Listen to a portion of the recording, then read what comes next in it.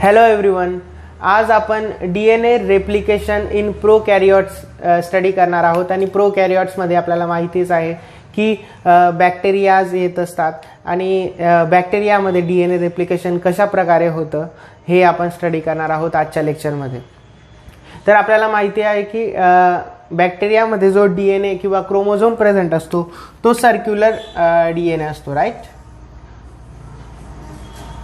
तर जो circular DNA present असतो प्रोकॅरियोट्समध्ये किंवा बॅक्टेरियामध्ये, तर त्याचं रेप्लिकेशन जेव्हा होतं तेव्हा आपल्याला जे ग्रीक लेटर आहे त्यासारखा DNA बघायला मिळतो जेव्हा रेप्लिकेशन चालू असतं तेव्हा.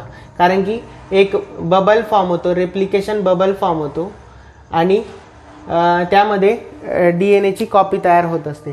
तर काहीतरी आपल्याला थीटा, ग्रीक लेटर जो थीटा आहे त्या स्ट्रक्चरसारखं आपल्याला या ठिकाणी हे स्ट्रक्चर दिसतं. त्यामुळे आपण याला theta mode of DNA replication म्हणत असतो, ठीक आहे. तर सगळ्यात आधी कोणते एन्झाईम्स इन्व्हॉल्व असतात DNA रेप्लिकेशन, प्रोकॅरियोटिक DNA रेप्लिकेशनमध्ये ते आपण पाहू. त्यांचे फंक्शन्स काय असतात ते आपण पाहून घेऊ, म्हणजे आपल्याला DNA रेप्लिकेशन स्टडी करायला मदत होईल. तर सगळ्यात मेन एन्झाईम, महत्त्वाचे एन्झाईम्स जे आहेत किंवा प्रोटीन्स जे इन्व्हॉल्व असतात DNA रेप्लिकेशनमध्ये, तर DNA प्रोटीन आपल्याला हवा असतो.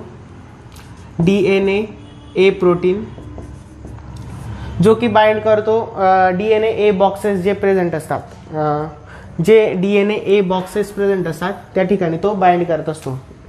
DNA प्रोटीन त्याचं फंक्शन आपण स्टडी करताना पाहू अजून काय फंक्शन आहे, ठीक आहे. त्यानंतर आपल्याला लागतो DNA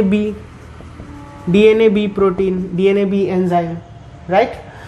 DNA हा हेलिकेज सारखा वर्क करत असतो. आपण युकॅरियोटिक DNA रेप्लिकेशनमध्ये जो हेलिकेज एन्झाईम्स स्टडी केला आहे, ठीक आहे. हेलिकेजचं काम काय असतं की दोन DNAच्या स्ट्रँडला सेपरेट करणं. सेम वर्क DNA हा एन्झाईम करत असतो प्रोकॅरियोट किंवा बॅक्टेरियाच्या केसमध्ये.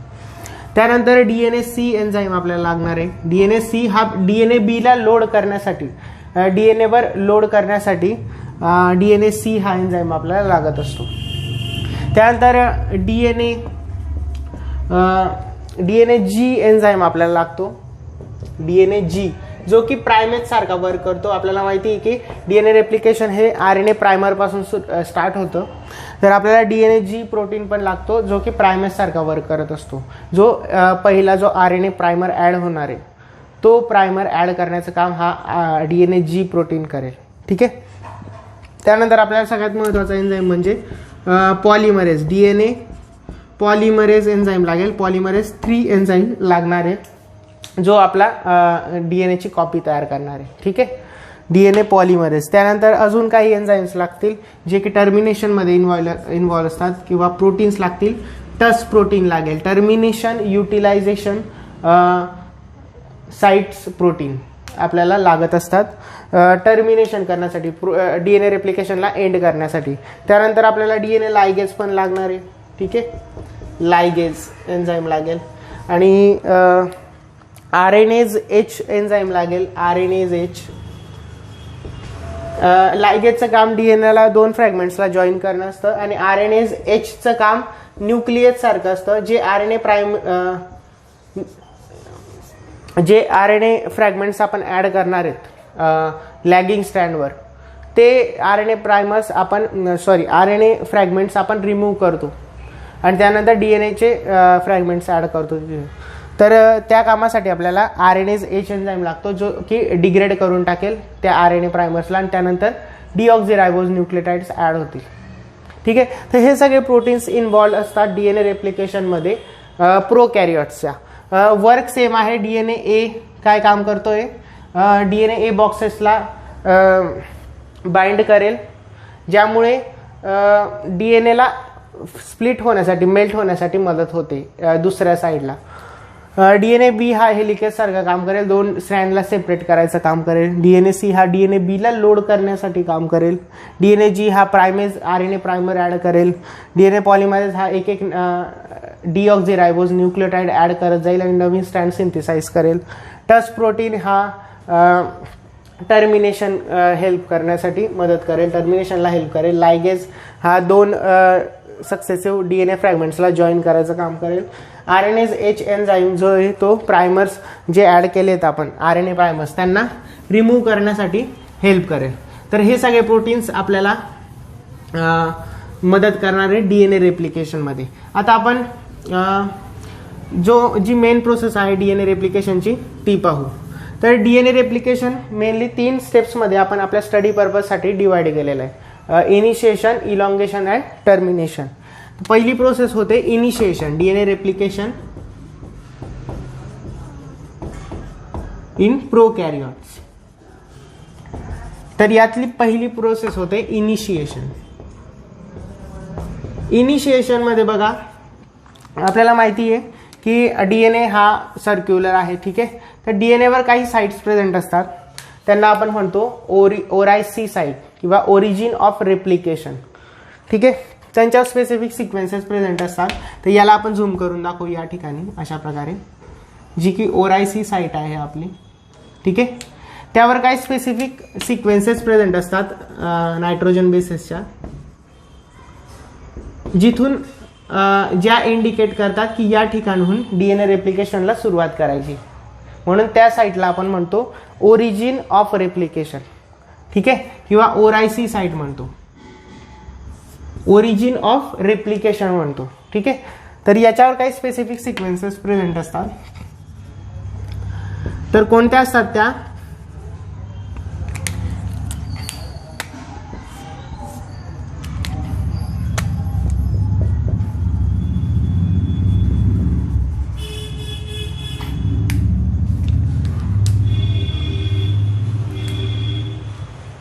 तर या 4 सिक्वेन्सेस ज्या दिसत आहेत, 4 सेगमेंट्स जे दिसत आहेत ते आहेत,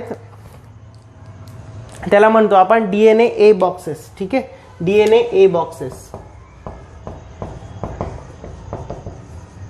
ज्या ठिकाणी आपला DNA A प्रोटीन बाइंड करणार आहे. ठीक आहे. आणि अशा प्रकारे तो स्ट्रक्चर तयार करतो ज्यामुळे या सिक्वेन्सेसवर स्ट्रेस पडतो. ठीक आहे. या ठिकाणी DNA A प्रोटीन बाइंड करेल अशा प्रकारे, आणि या सिक्वेन्सेस त्याला कॉईल होऊन जातील लाईक दिस.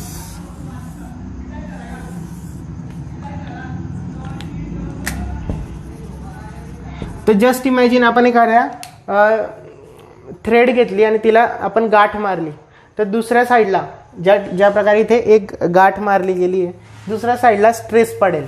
ठीक आहे. टोपोलॉजिकल स्ट्रेस म्हणतात त्याला. दुसऱ्या साईडला स्ट्रेस पडेल, त्यामुळे काय होईल तर DNAचे हे जे 2 स्ट्रँड आहे त्यांना सेपरेट करण्यासाठी हेल्प होईल. ठीक आहे. त्यासाठी ही प्रोसेस होते या ठिकाणी. DNA A प्रोटीन इथे बाइंड करतात DNA A बॉक्सेसला, ज्यामुळे त्याच्या अपस्ट्रीम ज्या सिक्वेन्सेस प्रेझेंट आहेत त्यांना आपण म्हणतो ॲक्च्युली या 13 मर सिक्वेन्सेस असतात. 13 मर सिक्वेन्सेस आणि या 9 मर सिक्वेन्सेस असतात. 13 मरचे 3 सेगमेंट्स प्रेझेंट असतात आणि 9 मरचे 4 सेगमेंट्स प्रेझेंट असतात. 4 to 5 सेगमेंट्स प्रेझेंट असतात. म्हणजे 9 कन्झिक्युटिव्ह काही स्पेसिफिक पर्टिक्युलर टाईपचे न्यूक्लियोटाइड्स त्या ठिकाणी प्रेझेंट असतील. आणि या ज्या 13 मर सिक्वेन्सेस असतात या 80 रिच असतात. 80 रिच असतात म्हणजे या ठिकाणी ॲडिनिन आणि थायमिन जास्त प्रमाणात प्रेझेंट असेल. आता आपल्याला माहिती आहे की ॲडिनिन आणि थायमिनमध्ये डबल बॉन्ड प्रेझेंट असतो. ठीक आहे. त्यामुळे डबल बॉन्ड प्रेझेंट असल्यामुळे आणि ग्वानिन आणि सायटोसिनमध्ये ट्रिपल बॉन्ड प्रेझेंट असतो, म्हणून त्यांना ब्रेक करणं डिफिकल्ट असतं DNA साठी किंवा सेल्ससाठी. त्यामुळे या ठिकाणी 80 रिच सिक्वेन्सेस प्रेझेंट असतात ज्यांना ब्रेक करणं इझी असतं, कारण की 2च बॉन्ड प्रेझेंट आहे ॲडिनिन आणि थायमिनमध्ये. ग्वानिन आणि सायटोसिनमध्ये 3 बॉन्ड प्रेझेंट असतात. म्हणून ज्या ठिकाणी 80 रिच सिक्वेन्सेस असतात तो DNA इझिली मेल्ट होऊ शकतो. त्यामुळे या ठिकाणी 80 रिच सिक्वेन्सेस प्रेझेंट आहेत. 13 मर्स. 13 मर्स यासाठी म्हणतोय की प्रत्येक बॉक्समध्ये 13 बेस पेअर्स असतील पर्टिक्युलर टाईपच्या, त्याच्यात 80चं कॉन्सन्ट्रेशन जास्त असेल. तर ही प्रोसेस होते. त्यानंतर काय होतं तर DNA B प्रोटीन येतो, जो की हेलिकेज एन्झाईम आहे.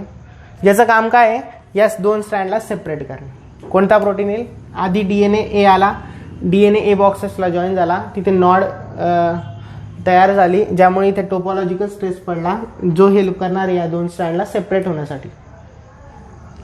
त्यानंतर DNA बी प्रोटीन येईल, जो की हेक्सामर असतो, 6 सब युनिट्सने बनलेला असतो. DNA बी प्रोटीन लाईक दिस, 3 4 5 6 अशा 6 सब युनिट्सने बनलेला असतो आणि तो एका स्ट्रँडला बाइंड करतो अशा प्रकारे. इथे 13 मर्ज सिक्वेन्सेस ज्या ठिकाणी प्रेझेंट आहे तिथे एका स्ट्रँडला बाइंड केल्यानंतर तो स्वतःहून बाइंड नाही करू शकत, त्याला अजून एक प्रोटीन हेल्प करतो. तो प्रोटीन असतो DNA सी प्रोटीन. ठीक आहे, DNA सी प्रोटीन तो या DNA बी प्रोटीनला बाइंड करण्यासाठी हेल्प करतो. त्याला लोडर म्हणतो आपण, की जो या DNA बी ला, जो की हेक्सामरच आहे, 6 सब युनिट्सने बनलेला असतो DNA सी पण, आणि तो हेल्प करत असतो या DNA बी प्रोटीनला या ठिकाणी लोड करण्यासाठी. ठीक आहे, अशा प्रकारे. आता जेव्हा हा DNA बी जो की हेलिकस सारखा काम करणार आहे, तो जेव्हा मूव्ह करेल या डिरेक्शनने, तेव्हा तो या 2 स्ट्रँडला सेपरेट करेल. ठीक आहे, कारण की तो एका स्ट्रँडला बाइंड झालेला आहे. तर जेव्हा 2 स्ट्रँड जॉईंट आहेत आणि एका स्ट्रँडमधनं आपण रिंग फिरवतो एक, तर ते दोन्ही स्ट्रँड सेपरेट होऊन जातील. त्याचप्रकारे हा हेलिकेज एन्झाईम हे हायड्रोजन बॉन्ड्स, नायट्रोजन बेसेसमधले हायड्रोजन बॉन्ड्स ब्रेक करून दोन्ही स्ट्रँडला सेपरेट करेल आणि आपल्याला रेप्लिकेशन बबल तयार झालेला दिसेल. रेप्लिकेशन बबल तयार झालेला दिसेल. समजा हा सर्क्युलर DNA आहे डबल स्टँडेड आणि हेलिकेज DNA बी एन्झाईमने सेपरेट करून टाकला आहे, तर त्यानंतर आपल्याला काहीतरी स्ट्रक्चर अशा प्रकारे बघायला मिळेल की 2 स्ट्रँड सेपरेट झालेले दिसतील ओरायसी साईटवरचे. ठीक आहे, तर दोन्ही स्ट्रँड सेपरेट केले DNA बी प्रोटीनने आणि रेप्लिकेशन बबल फॉर्म झाला. ठीक आहे, इथपर्यंत क्लिअर. त्यानंतर ही प्रोसेस होती इनिशिएशनची. इनिशिएशनमध्ये या सगळ्या गोष्टी घडतात. अजून एक गोष्ट घडते, ती म्हणजे जो DNA जी प्रोटीन आहे, कोणता DNA जी प्रोटीन, जो की प्रायमेज एन्झाईम सारखं काम करत असतो. प्रायमेज एन्झाईम काय करतो, एक शॉर्ट RNA प्रायमर ऍड करतो. DNA G protein works as a DNA primase enzyme, जो की RNAचा शॉर्ट प्रायमर ऍड करतो. याची गरज यासाठी आहे, दोन्ही स्ट्रँडवर ऍड करेल हा DNA जी प्रोटीन अशा प्रकारे. शॉर्ट प्रायमर ऍड करेल दोन्ही साईडने. DNA जी प्रोटीनने शॉर्ट फ्रॅगमेंट्स प्रायमर्स, RNA प्रायमर्स, हे प्रायमर्स RNA प्रायमर्स असतात. शॉर्ट RNA प्रायमर्स ऍड केले दोन्ही स्ट्रँडवर. हे यासाठी झालं कारण की जो DNA पॉलिमरेज एन्झाईम आहे तो डायरेक्टली नवीन स्ट्रँड सिंथेसिस करू शकत नाही. त्याला 3 प्राइम हायड्रॉक्सिल ग्रुप फ्री लागतो. तो 5 प्राइम टू 3 प्राइमच स्ट्रँड सिंथेसिस करू शकतो. जो न्यू स्ट्रँड फॉर्म होणार आहे, न्यू सिंथेसायझिंग स्ट्रँड जो असेल DNAचा, तो 5 प्राइम टू 3 प्राइमच DNA पॉलिमरेज एन्झाईम सिंथेसिस करू शकतो आणि त्याला सिंथेसिससाठी स्टार्टिंगसाठी लागतो. तो डायरेक्टली सिंथेसिस नाही करू शकत, त्याला 3 प्राइम हायड्रॉक्सिल ग्रुप प्रेझेंट लागतो फ्री या ठिकाणी. तेव्हा तो इथून DNA स्ट्रँड तयार करायला सुरुवात करू शकतो, DNA पॉलिमरेज एन्झाईम. त्यासाठी आपल्याला प्रायमर्सची गरज असते. दोन्ही प्रायमर्स दोन्ही स्ट्रँडला ॲड होतात, जो की जे काम करणारे प्रायमेज एन्झाईम. ठीक आहे, या ठिकाणी इनिशिएशन प्रोसेस आहे आपली. त्यानंतर प्रोसेस सुरू होते इलॉंगेशन. इलॉंगेशन प्रोसेसमध्ये एक डिऑक्झिरायबोज न्यूक्लियोटाइड ॲड होतात. एक डिऑक्झिरायबोज न्यूक्लियोटाइड ॲड करत जातो DNA पॉलिमरेज 3 एन्झाईम. ठीक आहे, तर ही प्रोसेसला म्हणतो आपण इलॉंगेशन, ज्यामध्ये नवीन स्ट्रँड सिंथेसिस होईल. एक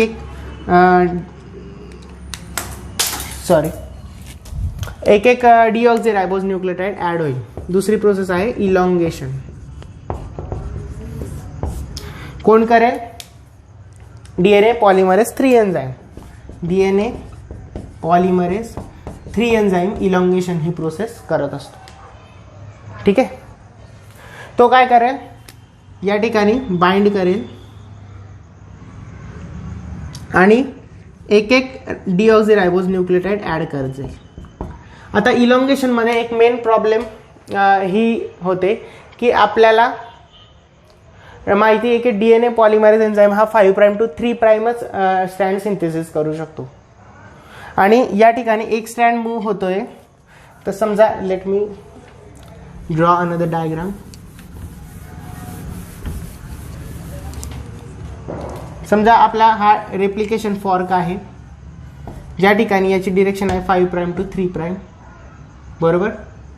याची डिरेक्शन आहे 3' to 5'.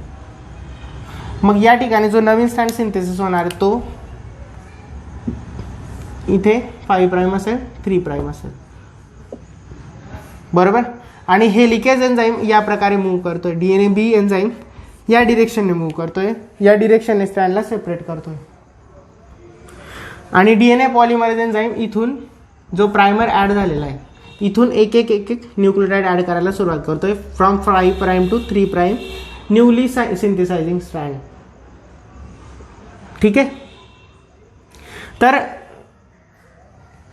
एक स्ट्रँड डायरेक्टली कंटिन्युअसली सिंथेसिस होऊ शकते, कारण की हे लिकेज एन्झाईम पण सेम डिरेक्शनने मूव्ह करतोय आणि DNA पॉलिमरेज एन्झाईम जो DNA B एन्झाईम आहे किंवा DNA हेलिकेज आहे तो सेम डिरेक्शनने मूव्ह करतोय. कोणत्या एन्झाईमच्या, DNA पॉलिमरेज 3 एन्झाईमच्या सेम डिरेक्शनने मूव्ह करतोय. त्यामुळे हा स्ट्रँड सिंथेसाइज होण्यासाठी प्रॉब्लेमच नाही आहे. एकदाचा प्रायमर ॲड झाला की कंटिन्युअसली हा ओपन करत जाईल, हा नवीन सिंथेसाइज करत जाईल DNA पॉलिमरेज. म्हणून या स्ट्रँडला काही प्रॉब्लेम नाही येत, हा स्ट्रँड कंटिन्युअसली सिंथेसिस केला जातो. त्यामुळे या स्ट्रँडला म्हणतो आपण लीडिंग स्ट्रँड. काय म्हणतो, लीडिंग स्ट्रँड. पण प्रॉब्लेम येते या स्ट्रँड सिंथेसाइज करण्यासाठी, कारण की हे लिकेज या डिरेक्शनने मूव्ह करतोय आणि हा जो याचा जो नवीन स्ट्रँड सिंथेसिस होणार त्याची डिरेक्शन ही राहील, कारण की DNA चा हा 5' to 3' एंड आहे, हा काय असेल, हा 5' to 3' असेल. त्यामुळे आपल्याला माहिती आहे की DNA पॉलिमरेज हा फक्त 5' to 3' नवीन स्ट्रँड सिंथेसिस करू शकतो. त्यामुळे एकच मॉलिक्यूल कशा प्रकारे दोन्ही स्ट्रँड सिंथेसिस करेल एकाच वेळेस, कारण की एक जातो या डिरेक्शनला, दुसरा जातो या डिरेक्शनला आणि स्ट्रँड फक्त सिंथेसिस होऊ शकतो 5' to 3' ने. मग ही प्रॉब्लेम सॉल्व्ह करण्यासाठी या ठिकाणी एक लूप फॉर्म होतो. ठीक आहे, लूप फॉर्म होतो.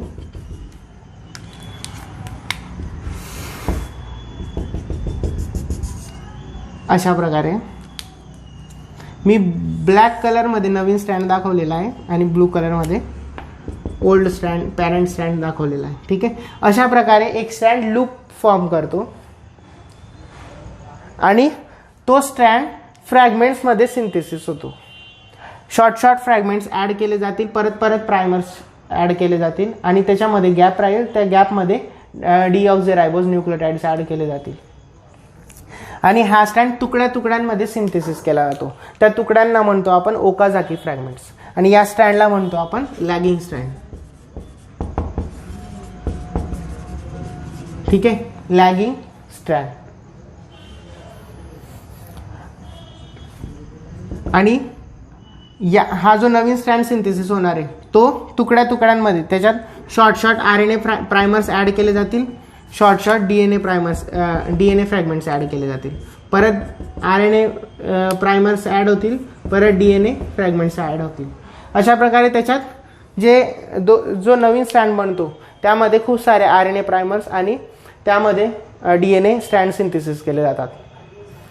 पण नंतर हे जे RNA प्रायमर्स असतात जे ॲड केलेले आहेत, जे की गरजेचे नाही आहे DNA स्ट्रँडमध्ये, ते रिमूव्ह केले जातात.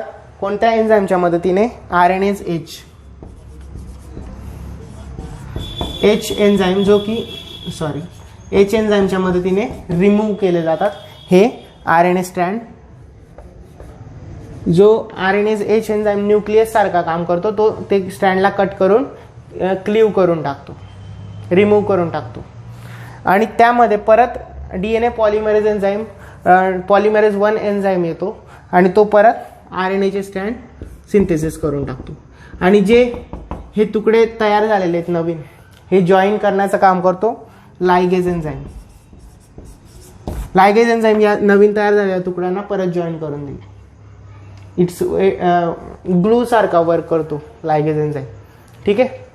अशा प्रकारे हा लॅगिंग स्ट्रँड सिंथेसिस होतो. त्यानंतर जेव्हा DNA रेप्लिकेशन कंप्लीट होऊन जातं, तेव्हा हा कंप्लीट झालेलं DNA रेप्लिकेशन, ते दोन जे DNA मॉलिक्युल्स आहेत ते स्ट्रँड सेपरेट केले जातात. त्या DNA रेप्लिकेशन ही प्रोसेस थांबवली जाते. त्या प्रोसेसला म्हणतो आपण टर्मिनेशन प्रोसेस. तिसरी स्टेप जी आहे ती आहे टर्मिनेशन. टर्मिनेशनमध्ये DNA मध्येच काही साइट्स प्रेझेंट असतात. त्या साइट्सला म्हणतो आपण टर साइट्स. काय म्हणतो? टर साइट्स. समजा हे DNA आहे आपला, तर यावरच काही साइट्स प्रेझेंट असतील, काही सेगमेंट्स प्रेझेंट असतील, त्यांना म्हणतो आपण ter site. Ter site, not touch site, ter sites. Termination sites. Termination sites म्हणतो ज्या ठिकाणी टस प्रोटीन बाइंड करतात. Tus protein. Termination utilization sequences protein bind करतात आणि ते हेल्प करतात DNA रेप्लिकेशन थांबवण्यासाठी. ठीक आहे. अशा प्रकारे हे जे आहेत ते टस प्रोटीन आहेत, जे टर साइटला बाइंड करतात. आणि टस प्रोटीन जे आहेत ते त्यांना दोन एंड्स असतात. एक परमिसिव्ह एंड असतो आणि एक नॉन परमिसिव्ह एंड असतो. तर हा जो येतो समजा परमिसिव्ह एंड आहे आणि हा नॉन परमिसिव्ह एंड आहे. तर नॉन परमिसिव्ह एंडवर जेव्हा रेप्लिकेशन बबल येईल, समजा इथे रेप्लिकेशन चालू आहे आणि तो जेव्हा बबल या ठिकाणी येईल तो तिथे स्टॉप होऊन जाईल, कारण की नॉन परमिसिव्ह एंड आहे. स्टॉप या प्रकारे होईल की नॉन परमिसिव्ह एंडवरचे जे सब युनिट असतो टर्मिनेशन प्रोटीनवरचा, तो इथले काही बेस पेअर्सला फ्लिप करून टाकतो. त्यामुळे रेप्लिकेशन बबल तिथे स्टॉप होऊन जातो आणि इथे बबल रेप्लिकेशन बबल आपला स्टॉप होईल. आणि जो परमिसिव्ह एंडमधनं जो बबल येतोय, कारण की रेप्लिकेशन बबल हे एक दोन किंवा दोनापेक्षा जास्त असू शकतात, तर एक बबल या ठिकाणी परमिसिव्ह एंड असल्यामुळे इथून कंटिन्यू होईल आणि इथपर्यंत येईल. इथे दोन्ही बबल्स जॉईन होतील आणि त्या ठिकाणी टर्मिनेशन प्रोसेस ही होणार आहे, जिथे रेप्लिकेशन स्टॉप होईल. तर रेप्लिकेशन स्टॉप करण्यासाठी हा टस्टर कॉम्प्लेक्स फॉर्म होणं गरजेचं आहे, ज्या ठिकाणी एक फॉर्क येऊन वेट करेल, दुसरा फॉर्क येऊन तिथे जॉईन करेल आणि दोन्ही स्टँड हे तयार होतील, दोन्ही मॉलिक्युल्स हे तयार होतील. त्यानंतर एक स्टँड हा क्लीव करून सेपरेट केला जाईल आणि आपल्याला एका मॉलिक्युल्सपासून दोन मॉलिक्युल्स मिळतील DNAचे. आपल्याला माहिती आहे DNA रेप्लिकेशन ही प्रोसेस आधी होते सेल डिवाइड होण्याच्या आधी. रेप्लिकेशन झाल्यानंतर सायटोप्लाझम हे एक्सटेंड होतं आणि दोन्ही सेल्स सेपरेट होऊन जातात. एका सेलपासून दोन सेल्स तयार होतात, ज्यांना दोन वेगवेगळे DNA मिळतात. ठीक आहे. तर अशा प्रकारे DNA रेप्लिकेशन होत असतं प्रोकॅरियोट्समध्ये. आय होप तुम्हाला हेल्प करेल हा व्हिडिओ. जर तुम्हाला हेल्प केले असेल तर प्लीज लाईक करा, सबस्क्राईब करा आणि शेअर करा तुमच्या मित्रांसोबत. आणि यापुढील आपण यूकॅरियोट्स DNA रेप्लिकेशन काही पुढील व्हिडिओजमध्ये पाहू. तोपर्यंत धन्यवाद.